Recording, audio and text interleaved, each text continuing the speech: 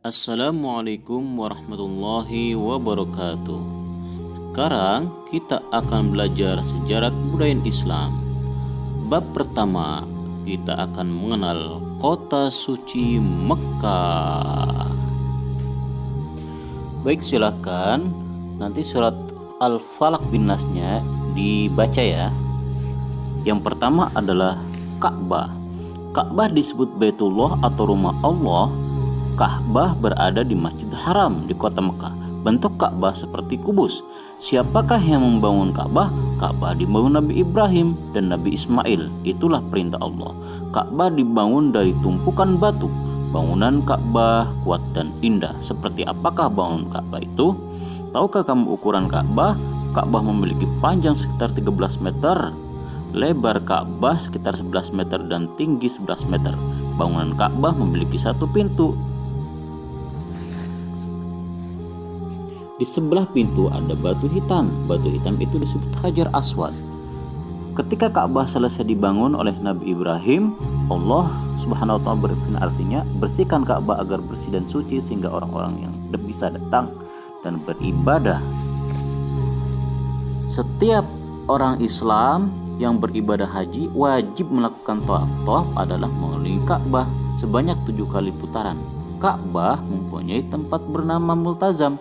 Multazam adalah tempat mustajab untuk berdoa. Yuk kita simak videonya. Bumi ini untuk menyembah Allah Subhanahu wa taala. Sebagaimana firman Allah Subhanahu wa taala, sesungguhnya rumah ibadah pertama yang dibangun untuk manusia ialah yang berada di Bakkah, yaitu Mekah, yang diberkahi dan menjadi petunjuk bagi seluruh alam. Surat Ali Imran ayat 96. Allah Subhanahu wa taala menyebutkan bahwa rumah ibadah yang pertama kali dibangun di atas muka bumi ini adalah Ka'bah. Berarti Ka'bah bukan dibangun pertama kali oleh Nabi Ibrahim alaihissalam. Bahkan Ka'bah telah ada sejak manusia pertama ada, yaitu Nabi Adam alaihissalam. Para ulama berselisih pendapat tentang siapa yang pertama kali membangun Ka'bah. Sebagian ada yang mengatakan yang membangun adalah Nabi Adam alaihissalam. Sebagian lagi mengatakan yang membangun adalah para malaikat. Adapun Nabi Ibrahim alaihissalam disebutkan hanya meninggikan bangunan pondasi Ka'bah. Dalam ayatnya Allah Subhanahu wa taala firmankan, dan ketika Ibrahim meninggikan pondasi-pondasi dari Baitullah bersama Ismail, wahai Tuhan kami, terimalah dari kami, sesungguhnya Engkau yang Maha mendengar lagi Maha mengetahui. Surat Al-Baqarah ayat 127. Di dalam ayat ini Allah Subhanahu wa taala menjelaskan bahwa Nabi Ibrahim tidak membangun Ka'bah tetapi meninggikan pondasi-pondasi Ka'bah, yang artinya pondasi Ka'bah telah ada sebelum Nabi Ibrahim alaihissalam. Ka'bah dulunya adalah rumah ibadah hingga beberapa generasi. Kemudian ketika manusia mulai menyembah berhala, maka Ka'bah pun ditinggalkan. Para peneliti telah memberikan bukti bahwa dahulu daerah Mekkah dan Jazirah Arab adalah daerah yang hijau dan subur. Di sana menjadi pusat peradaban kuno dan juga tempat yang penuh dengan tumbuhan. Para peneliti dari University of New South Wales, Sydney, menerangkan bahwa di masa lalu Arab Saudi bukanlah tanah yang gersang, tetapi tanah yang subur dan dipenuhi dengan hutan. Fosil-fosil yang ditemukan di sekitar gurun pasir Saudi menunjukkan bahwa dahulu gurun itu pernah dihuni oleh ribuan mamalia dan tumbuhan-tumbuhan hijau. Lalu apa hubungannya hasil penelitian ini dengan Ka'bah? Penemuan ini memperkuat bukti bahwa Ka'bah dulu adalah pusat peradaban di masa lampau. Orang-orang yang hidup jauh ribuan tahun sebelum Nabi Ibrahim alaihissalam telah tinggal di Arab Saudi dan menjadikan Ka'bah sebagai sentral peribadatan mereka. Jika Ka'bah dan daerah sekitarnya dulunya adalah tanah yang subur, tentunya ada peradaban yang terbentuk di sana. Maka sangat logis jika Allah Subhanahu wa taala sampaikan bahwa Ka'bah adalah rumah ibadah pertama yang dibangun di bumi bagi manusia. Logis karena di masa lalu Ka'bah, Mekah adalah daerah yang sangat subur. Pembangunan ulang Ka'bah oleh Nabi Ibrahim alaihissalam adalah setelah beliau meninggalkan Hajar dan Ismail di padang gersang itu berdua atas perintah Allah Subhanahu wa taala. Mulanya Hajar yang ditinggalkan di padang gersang itu kebingungan bagaimana bisa ia akan makan dan minum di atas tanah yang tumbuhan tidak tumbuh. Tetapi karena keyakinan kepada Allah Subhanahu wa taala adalah pondasi kehidupan beliau, maka beliau tetap yakin bahwa Allah tidak akan meninggalkan Hajar dan Ismail mati karena haus dan lapar. Maka ketika persediaan air telah habis, bahkan air susu Hajar tidak lagi keluar, Ismail yang kehausan menangis meronta-ronta. Hajar pun panik sehingga ia berlari antara Bukit Sofa dan Marwa sebanyak 7 kali mencari air dan melihat kalau ada rombongan kafilah dagang yang lewat. Namun atas izin Allah Subhanahu wa taala, dari pijakan kaki Nabi Ismail alaihissalam yang menangis kehausan itu, keluarlah mata air yang saat ini dikenal sebagai air Zam-Zam.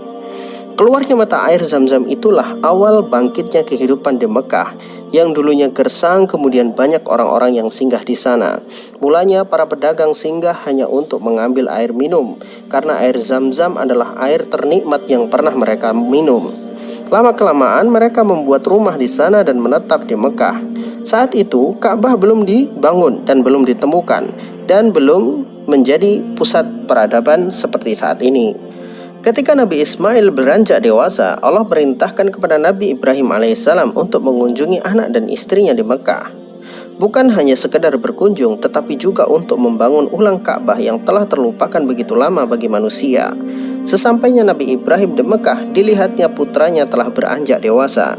Ismail adalah putra pertama yang lahir dari Hajar.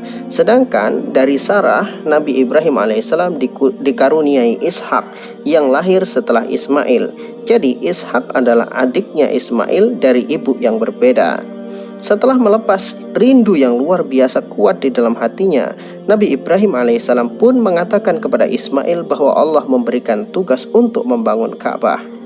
Saat itu Nabi Ibrahim pun tidak tahu di mana posisi Ka'bah sampai Allah Subhanahu wa taala memberikan petunjuk kepada beliau. Hal itu Allah Subhanahu wa taala firmankan, "Dan ketika kami memberikan tempat kepada Ibrahim di Baitullah, janganlah kamu mempersekutukan sesuatu pun dengan aku, dan sucikanlah rumahku ini bagi orang-orang yang tawaf dan orang-orang yang beribadah dan orang-orang yang rukuk dan sujud." Surat Al-Hajj ayat 26. Setelah Nabi Ibrahim alaihissalam mendapatkan petunjuk dari Allah Subhanahu wa taala di mana tempat Ka'bah berada, maka dimulailah pembangunan ulang Ka'bah dari pondasi-pondasinya sehingga berbentuk seperti persegi 4 yang kita ketahui saat ini. Saat itu Nabi Ibrahim alaihissalam telah mulai beranjak sepuh sehingga beliau menggunakan sebuah batu untuk berpijak dan memasang batu-batu yang lain ke atas pondasi Ka'bah. Batu pijakan Nabi Ibrahim alaihissalam itu kini dikenal sebagai Maqam Ibrahim. Ketika pembangunan Ka'bah hampir selesai, ada sebuah celah di sudut Ka'bah yang berongga, sehingga Nabi Ismail alaihissalam mencari batu yang pas untuk menutup rongga itu.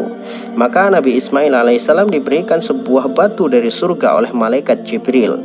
Batu itu berwarna putih dan berbau harum. Namun karena dosa-dosa manusialah yang membuat batu itu sekarang menjadi berwarna hitam. Hajar Aswad bukanlah berhala yang disembah, tetapi dia adalah tanda dimulainya tawaf dan akhir dari tawaf. Seorang yang melakukan haji atau umroh akan memulai tawafnya dari sudut Hajar Aswad berada dan mengakhiri di tempat itu pula. Itulah fungsi dari Hajar Aswad. Adapun mencium Hajar Aswad adalah untuk mengingat bahwa dahulu batu itu berasal dari surga dan diberikan kepada manusia mulia yaitu Ibrahim dan Ismail. Dan batu itu juga pernah diangkat oleh tangan manusia paling mulia di muka bumi ini yaitu Nabi Muhammad SAW saat renovasi Ka'bah ketika umur Nabi Muhammad 35 tahun. Adapun mencium Hajar Aswad bukanlah wajib tetapi hanya opsional saja. Siapapun boleh dan kalau tidak juga tidak masalah.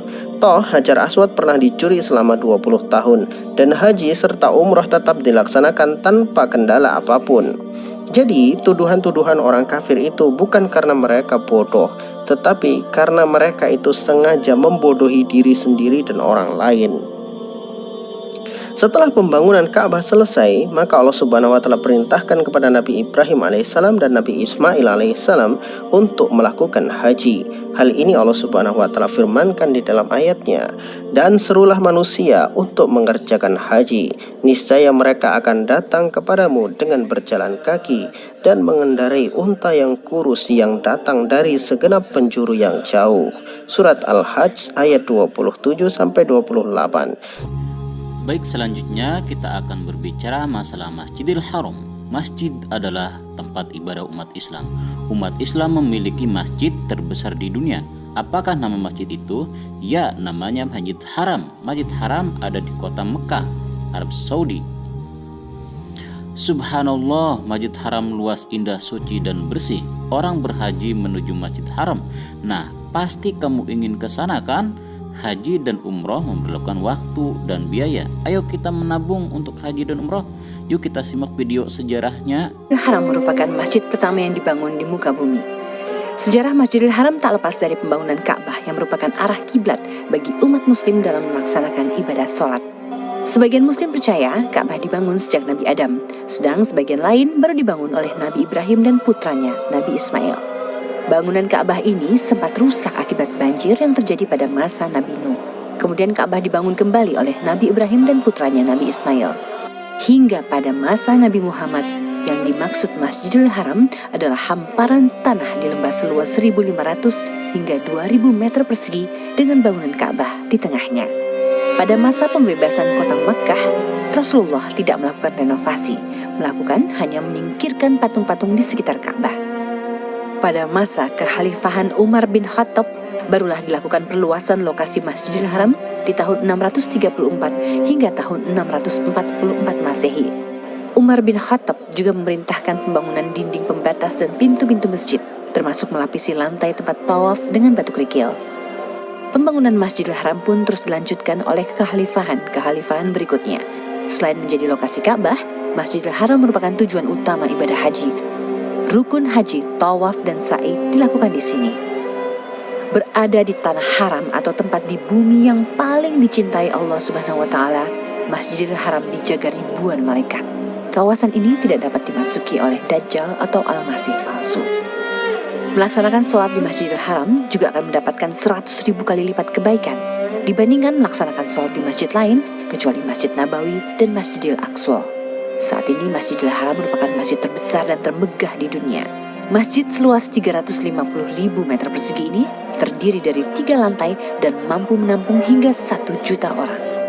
Karena begitu luasnya, bahkan pendaran cahaya yang berasal dari kompleks Masjidil Haram dapat terlihat dari luar angkasa, sehingga membuat kota Mekah menjadi salah satu tempat paling terang di bumi selain kota Madinah. Selanjutnya, kita akan membahas Gua Hira. Gua Hira terletak di Jabal Nur. Jabal berarti gunung, Nur berarti bercahaya. Jabal Nur artinya gunung yang bercahaya. Gua Hira tidak luas. Ketika menyendiri di Gua Hira, Nabi Muhammad SAW menerima wahyu pertama. Wahyu itu disampaikan oleh malaikat Jibril. Wahyu itu adalah surat Al-Alaq ayat 1 sampai 5. Surat Al-Alaq itu bunyinya seperti ini. Iqra bismi rabbikal ladzi khalaq. Khalaqal insana min 'alaq. Iqra wa rabbukal akram. Alladzi 'allama bil qalam. 'Allamal insana ma lam ya'lam. Al-ayah. Di Gua Hira, Nabi Muhammad SAW diangkat menjadi nabi. Saat itu usia Nabi Muhammad SAW adalah 40 tahun. Kini Gua Hira menjadi tempat peninggalan penting yang banyak dikunjungi oleh umat Islam. Silakan simak videonya dan lihat gambarnya. Itulah bentuk dari Gua Hira.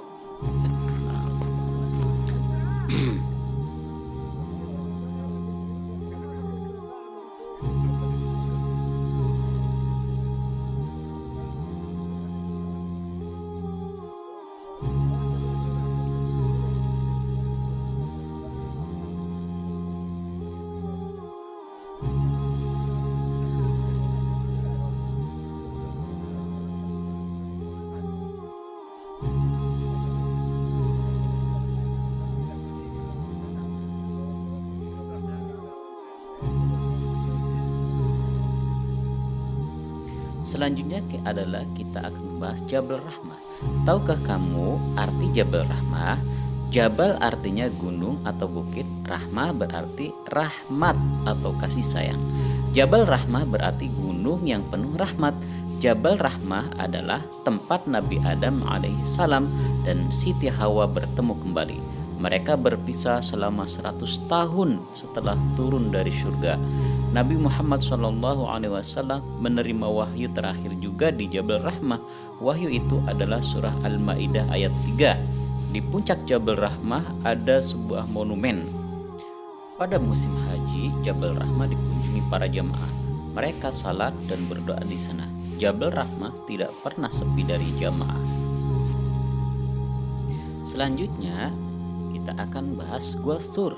Kota Mekah memiliki gunung tertinggi bernama Jabal Sur.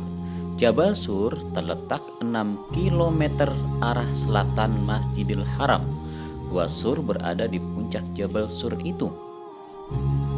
Nabi Muhammad SAW dan Abu Bakar As-Siddiq pernah bersembunyi di Gua Sur. Saat itu Nabi Muhammad SAW dan Abu Bakar hendak hijrah ke Madinah. Allah menyelamatkan mereka dari kejaran orang kafir Quraisy. Pintu Gua Sur tertutup sarang laba-laba. Ada burung merpati di depan pintu gua. Orang-orang kafir terkecoh. Mereka meninggalkan Gua Sur. Mereka mengira gua itu kosong. Nabi Muhammad SAW dan Abu Bakar selamat. Mereka melanjutkan perjalanan ke kota Madinah. Sekian dari Ustadz, mohon maaf atas kekurangannya. Wassalamualaikum warahmatullahi wabarakatuh.